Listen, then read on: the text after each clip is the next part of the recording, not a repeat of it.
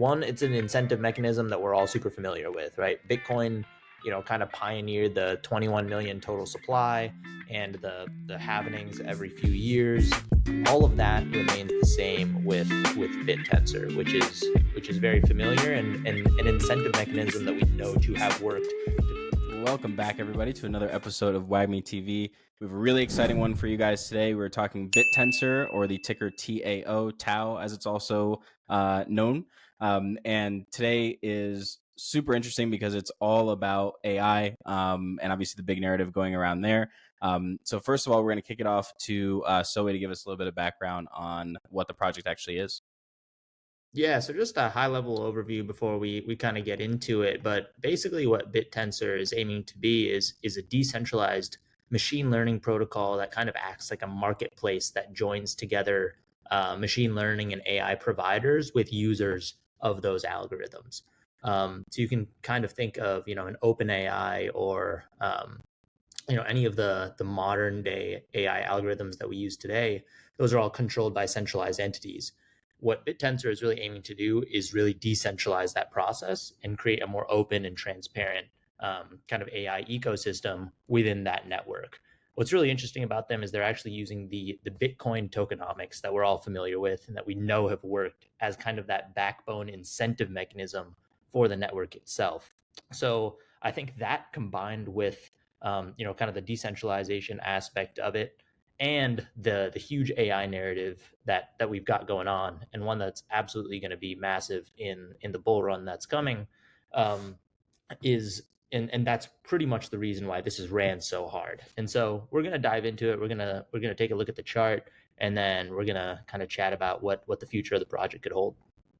So I'll kick it over to Armada for the TA.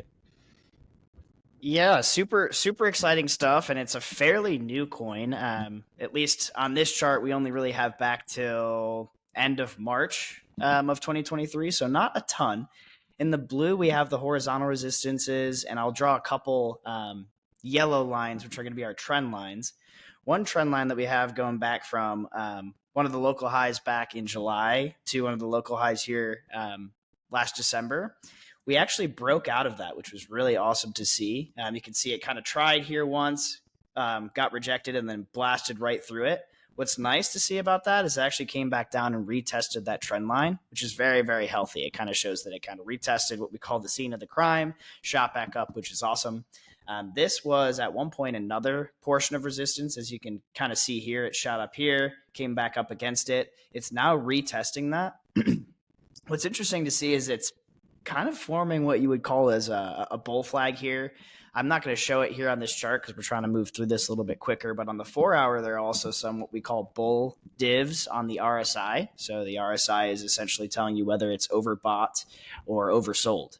But what's really interesting to see is that it's coming down and potentially touching this previous resistance, making it into support, and if it can blast off from here, that would be really, really exciting. So it's at a really pivotal point right now here with this resistance line. If it breaks through this, the next you would see is probably here where you'd want to start to pay attention.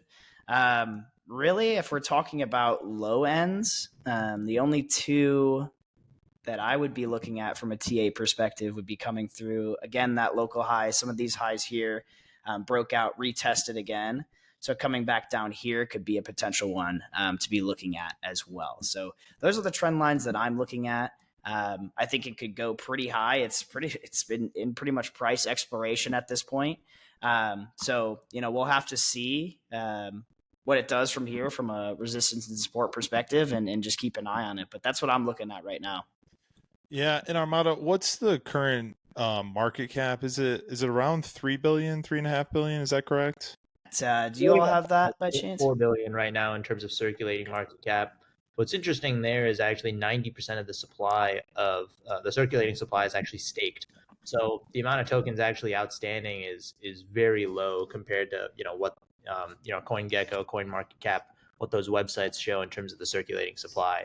So kind of going into the tokenomics and why I think this token has run so much is the tokenomics itself. One, it's an incentive mechanism that we're all super familiar with, right? Bitcoin, kind of pioneered the 21 million total supply and the halvenings every few years. All of that remains the same with Bittensor, which is very familiar and an incentive mechanism that we know to have worked to create the Bitcoin ecosystem and the Bitcoin network that we know today. The second thing, obviously, is the AI narrative, and I'm curious what you guys think of this kind of going into the bull run. But a $4 billion coin and one that's gone up 10x in like the last few months could seem like a huge run. Do you guys think that we've got more juice left in the tank?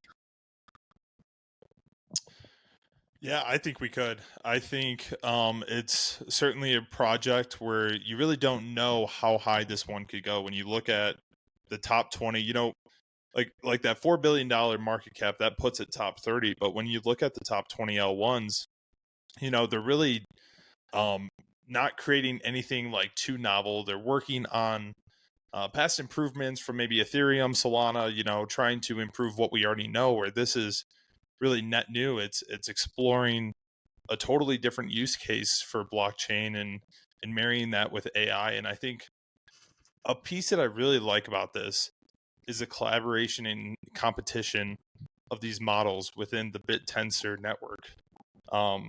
As a developer, you really don't get a lot of access to some of the best algorithms out there because they're proprietary.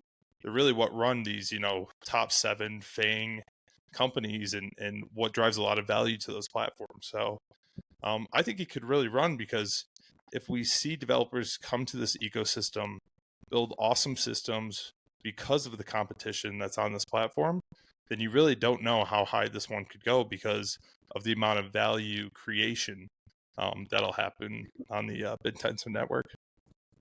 Yeah, I think those are some great points. And I feel like when it comes to AI, it feels like all bets are off. Like, obviously we, from an all-time high perspective, you never want to bet that it's going to keep going to new all-time highs, even when it's in price discovery, right? It's still kind of something that's weird to talk about. But when AI is, on the table, I feel like all bets are off, because it's just one of those tailwinds of the last, 2 years. It has that, perfect blend of novelty. And I think you also have this kind of, we were talking about this before, but this almost like us versus them type of narrative behind it as well. Just because everyone's kind of worried about, okay, well, how is OpenAI actually training their models? How is, Microsoft, Google, all these folks kind of doing this, where TAO, lays it out completely in a white paper. They have a transparent dashboard of who the miners, validators are, how much they're holding, all this good stuff, what each of the subnets is actually building. And so I think that transparency also adds another, just kind of tailwind to that as well. Yeah, I love that. I guess active, right? I think it's really exciting and has a ton of upside, because it's really on the back of 2 incredibly important narratives for us. One being AI, which a lot of people are comparing to, the internet, and then 2 being Bitcoin, right? We think of Bitcoin as that decentralized sound money. The Tensor is really that decentralized, incentivized AI and machine learning, right? So very important from that perspective to use the principles of Bitcoin within something that's going to be so important. And to Sia's point, right, it's fighting that centralized AI. It's being a lot more transparent. It's allowing real decentralized work within that space, which is really exciting. So ultimately, I think there's reasons to be very bullish on it. It's got some, things that's going to have to happen in order for it to get some headwinds. But yeah, it's a really awesome project and it's super interesting. Yeah, and again, I mean, awesome points all around the horn.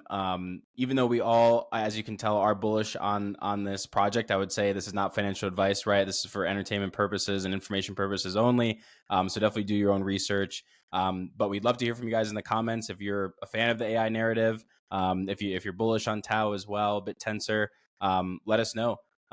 But like, comment, subscribe if you found this helpful, and we'll see you in the next video. Until then, WagMe.